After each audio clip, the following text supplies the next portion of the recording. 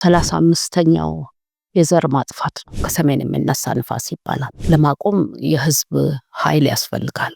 ባይጀመር ጥሩ ነበር። ባይ ላይ የሚሰራውን የወርቅ አጠባ ስራ ማቆም አለባቸው። መንግስት እነዚህን ወሮበሎችን የፈራ ይመስላል። ድሮ ቢሆን አፋር ክፍተት አይፈጥርም። ጦርነቱ እኮ ቢዝነሳቸው የሆኑ ሰዎች አሉ። ኢትዮጵያ ደግሞ አሁን ሰልችቷታል። ኢትዮጵያ በጣም ሀብታም ሀገር ናት።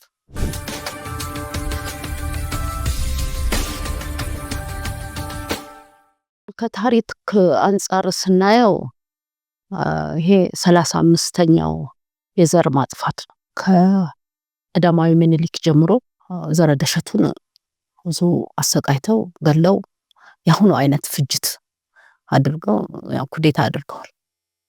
ከዛ በኋላ የዛጉዌ ስርወ መንግስትና የሚኒሊክ ስርወ መንግስት ወሎና ትግራይ ሲጣሉበት የኖሩና ሚኒሊክ በደንከል በረሃ ውስጥ የተገደለበት ቀዳማዊ ምኒልክ።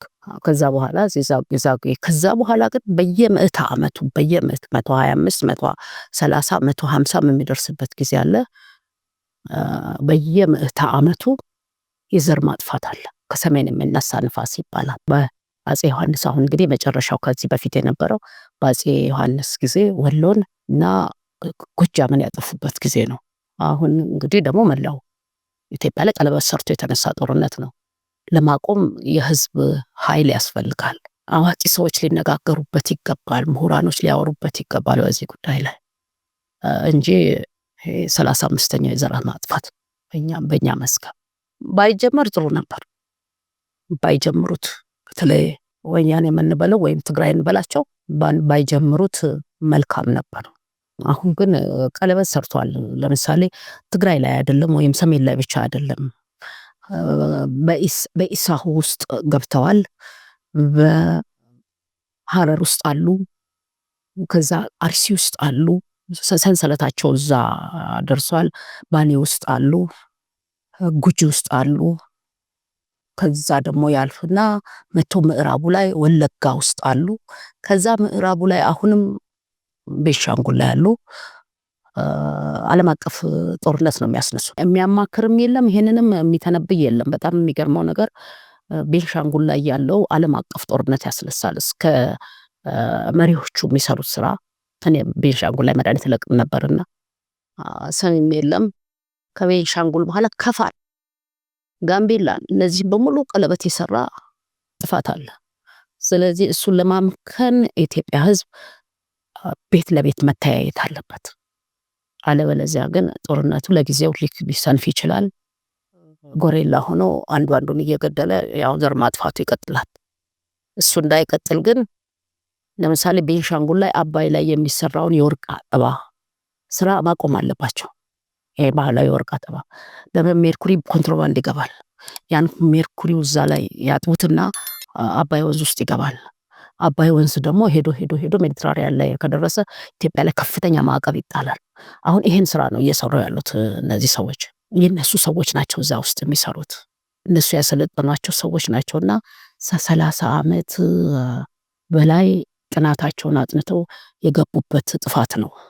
ይሄን ጥፋት ቤት ለቤት አንዱን እያየ አገሩ እንዳትጠፋ፣ አገሪቷ ከመስመር እንዳትወጣ መንግስት ላይ ብቻ መጣል ያለበት አይመስለኝም። እሺ ቤንሻንጉል ጉዳይም በጣም መታየት አለበት። ምዕራብ ኢትዮጵያ ያው በሹፌርነትም ሄደው በስደትም ሄደው ኦሮሞኛ ተናጋሪ ትግሬዎች አሉ። እነሱን ወያኔ አርገዋቸዋል። እነሱ ናቸው አሉ ጥፋት። ሐረርም ላይ ደስዩ እና ይሄንን ጦርነት ለማጥፋት በጣም በማስተዋል ላይ የተመሰረተ ጥናት ያስፈልጋል። የታሪክ ምሁራኖች ጥናታዊ ጽሑፎቻቸውን ማቅረብ አለባቸው። ተመራማሪዎቹም በዛው ልክ መደራጀት አለባቸው፣ ማወቅ አለባቸው። እኛ ሐኪሞችም ስለሆነን ውስጥ ለውስጥ ስለምንሄድ ያንን አይተን ብንናገርም ሰሚ የለንም። እኔ የወርቅ አጠባቸው አይመቸኝም። ኮንትሮባንድ ነው የሚገባው። ቤንሻንጉል መንግስትም አለበት። ለባለሙያዎች ቢተው የወርቅ ስራ ሀገርን ይጠቅማል፣ የሚመረተውም ይታወቃል።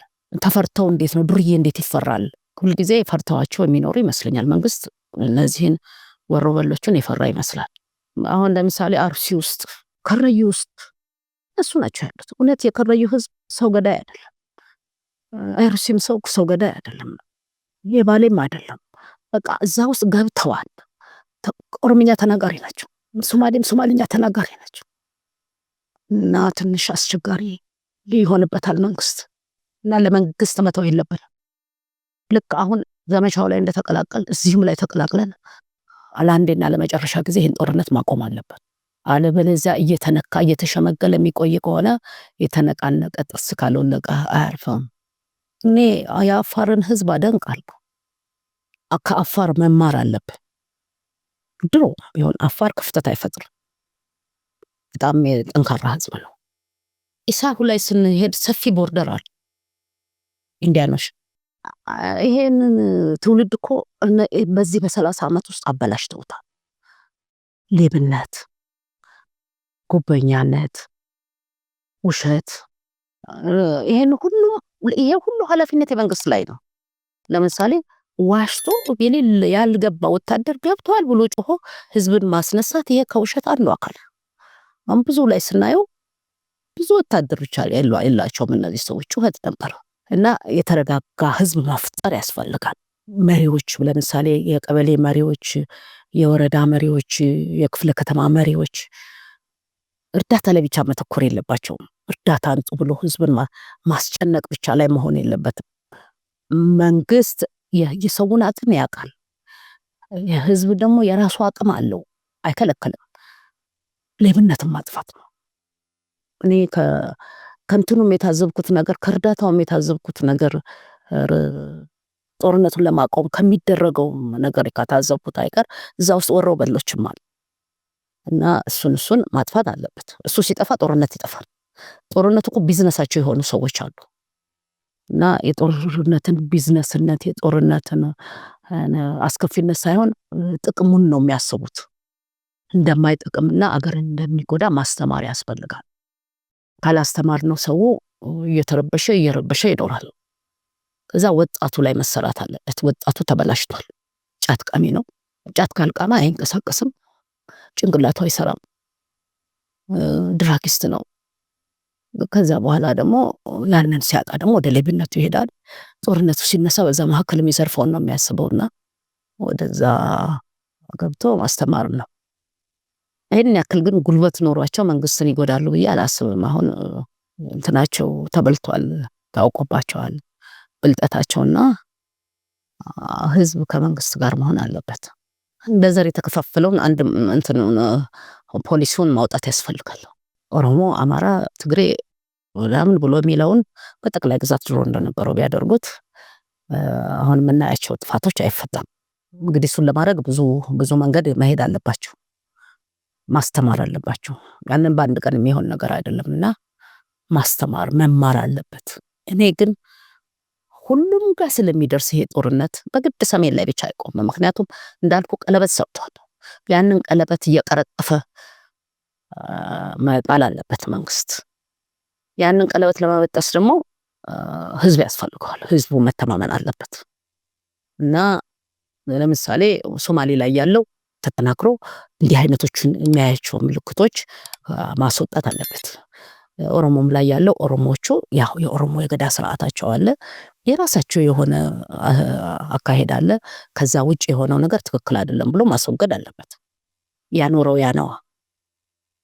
ከዛ ደግሞ በተለይ ከፋው ላይ ያለው ጀኒን የሆነውን ነገሮች ሁሉ እያጠፉ ብልጥ ያደረጓቸው መስለው ሌብነቱ ሊያስተማሯቸውና እነዚህን ማስተካከል አለባቸው። ከዛ በተረፈ በዚህ በምዕራቡ በምስራቁ ያለውን በእርቅ ማድረግ ነው፣ ያው በገዳ ስርዓቱ ማድረግ ነው። በሶማሌም ያለውን የጎሳውን ማስተካከል ነው። እና ከዚህ በኋላ ኢትዮጵያ በሰላም እንድትኖር ለማድረግ ብዙ የሚፈጅባት አይመስለኝም። በአሁኑ መቀላቀል ሰላማዊ ነገር ይፈጠራል። ግን እነዚህን በዚህ 30 ዓመት ውስጥ የተበላሹ ነገሮችን ማጽዳት ያስፈልጋል። 30 ዓመቱ የጥፋት ዘመናችን ነው። ሀገር እንደ ሀገር ልትቆም የህዝብ ትብብሮሽ ያስፈልጋል። ያኔ ደርግ ሲወጣ ያው አውሮፓውያኖች ብቻ ነበሩ። ራሻ ፈርሳ ነበር። ያው ቻይናም ትንሽ ናት፣ አቅም የላትም። እና ሌሎችም እንደዚህ አቅም አልነበረም። ያን ጊዜ መፈራረስ ነገር ነበር። እና ያንን ተመርኩዘው አውሮፓውያኖቹ ወይም አሜሪካኖቹ እድል ነበራቸው፣ አቅም ነበራቸውና ያው መንግስቱ ኃይለማርያምን አስወጥተው ወያኔን አስገቡ። ያን ጊዜ ታዝባችሁ ከሆነ ገበሬን አልነኩም፣ እየተለማመጡ እያባበሉ ነው የመጡትና መንግስቱን ነው የምትፈልገው ስላሉ ሰው መንግስቱን ጠልቶ ስለነበረ እልል ብሎ ተቀበላችሁ። አሁን ግን እንደዛ አይደለም። አሁን ዓለም ተቀየረች። ለምሳሌ ራሻ አቅም አፍርታለች። ቻይና ደግሞ ዓለምን ልትቆጣጠር ምንም አልቀራትም። ሌሎቹም በስለት እያደረጉ ሄዱ። ቱርክም ተጨመረች፣ ኢራንም አለች። አሁን እነዚህ ሆኑና አልተቀበሏችሁ። ስለዚህ እኛ እድለኞች ነን። በአሁኑ ወቅት ያለው መንግስትም እድለኛ። ስለዚህ ደጋፊ ያለው መንግስቱ ግን ያኔ ደጋፊ አልነበረው። አሜሪካን እንደፈለገ ያደርገው ነበር፣ እንግሊዝ እንደፈለገች ታደርገው ነበር። ያ እድል ስላላገኙ ነው እንጂ ድሮ ማስወገድ ይችሉም ነበር። አሁን አይሆንም። ሁለተኛ ኢትዮጵያ ደግሞ አሁን ሰልችቷታል። ህዝቡ ብቻም አይደለም ምድሪቷም ሰልችታለች። የመሬቱ ሽያጭ በጣም ነው የሚገርመው።